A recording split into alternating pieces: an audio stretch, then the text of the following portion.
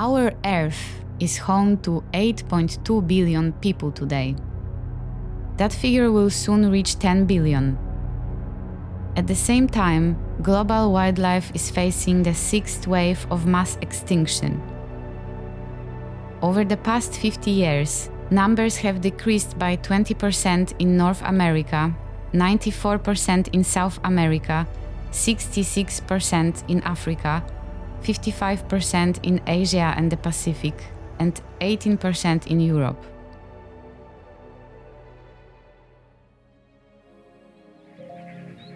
So what are we waiting for?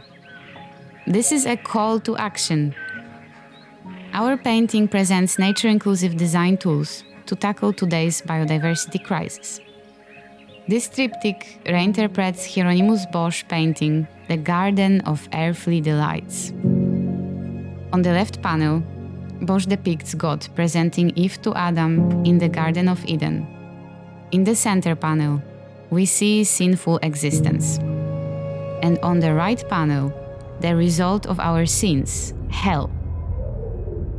But what if, on the left panel, we shared our knowledge from the first and second guides with Adam and Eve, while Eden was being created?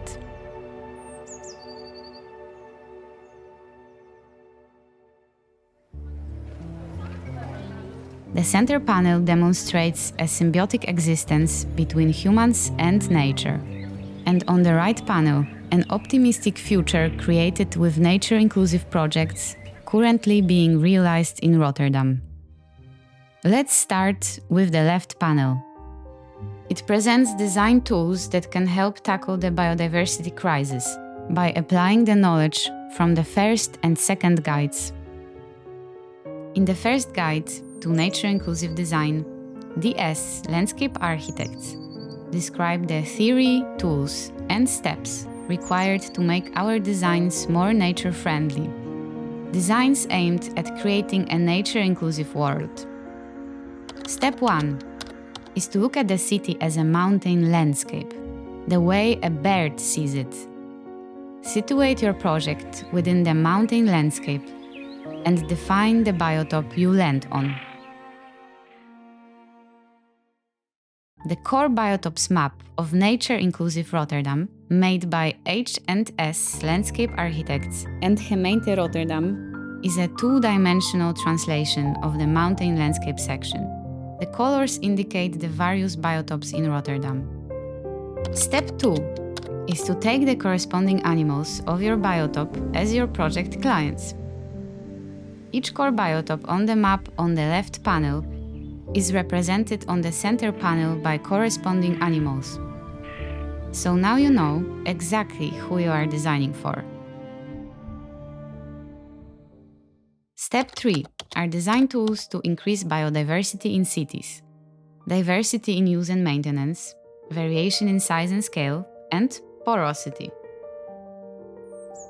In the second guide, The Aesthetics of Urban Wilding, we provide more elaborate design strategies to incorporate wilderness in cities with the help of 3 spatial concepts: sharing, framing, and adorning. These have been applied in projects under development in Rotterdam. The first spatial concept is sharing. Besides creating human nesting spots, we need to provide habitats for other animals. In Rota Nova, sharing is incorporated into the rich morphology of the building, with cascades of planters that connect the street with the roof gardens. Nest boxes for bats, sparrows, and swifts are an integral part of the facade design. The second concept is framing. By allocating space to wilderness, we allow it to be embraced. Hofbogen Park serves as a good example of 3-dimensional framing. The park is raised above street level, which allowed more wilderness to exist in the city. The third concept, adorning, is a human intervention, a jewel set into a wild landscape. In the 𝐶𝐢𝐬𝐴𝐻 Tidal Park, this was achieved with the linear gabion wall structures. So, what have we learned from the first and second guides? Let's follow these steps in one exemplary project, 𝐸𝐬𝐻 Tidal Park. Step 1 is to define the biotop of the project site on the core biotop map. The park is located in the port of Rotterdam. It is part of the tidal river biotop. Now, step 2. Let's move to the center panel and find out who are our other than human clients in this tidal river biotop. The most important clients are marked with the white and green flag of Rotterdam, such as the beaver or the white shad. Target species ensure balance within the biotop. Step 3 is to apply design tools to enhance biodiversity, such as variation in size and scale. Even the smallest intervention matters, such as mussel reef. Porosity is also a tool. Here the Urbanisten office positioned mussel nests around the concrete columns underwater. Diversity in use and maintenance is another tool. The tidal influence creates diversity in use within the park. Finally, let's find out which spatial concept was applied in the tidal park in order to accept existing wilderness. A method of adorning was chosen, with the linear gabion wall structures. This triptych proposes a positive future for Rotterdam as a nature-inclusive city.